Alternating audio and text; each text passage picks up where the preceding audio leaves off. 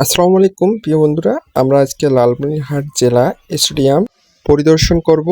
লালমনিরহাট জেলার প্রাণকেন্দ্রে এই স্টেডিয়ামটি অবস্থিত। স্টেডিয়ামের সামনের দিকের অবস্থান বাংলাদেশের সব স্টেডিয়ামের মতোই, অর্থাৎ সেম ক্যাটাগরি। স্টেডিয়ামটি আয়তনে কত বড় সেটা কিন্তু আমরা স্টেডিয়ামের ভেতরে এসে বুঝতে পারলাম। আজকে আমরা যে সময় চলে এসেছি সে সময় কিন্তু একটি প্রীতি ম্যাচ আয়োজন হচ্ছে।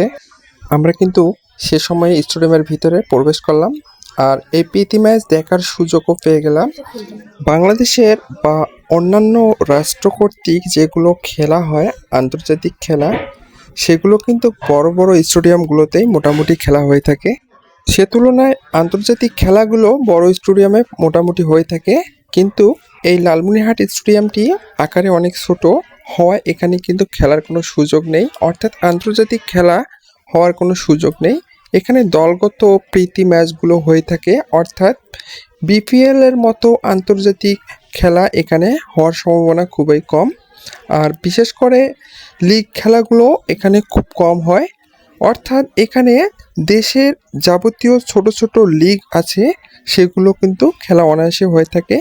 তো এই স্টেডিয়ামটি যতটুকু স্পেস অনুযায়ী ঘেরা আছে ততটুকুই বেটার, অর্থাৎ যেহেতু এখানে বড় কোনো আন্তর্জাতিক ম্যাচ হবে না সেহেতু এত বড় স্টেডিয়ামের কোনো দরকার হয় না। তবে এই স্টেডিয়ামের চারিদিকে অনেক ফাঁকা জমি পড়ে আছে, তবে ভবিষ্যতে এই স্পেস বৃদ্ধি পাওয়ার সম্ভাবনা অনেক বেশি।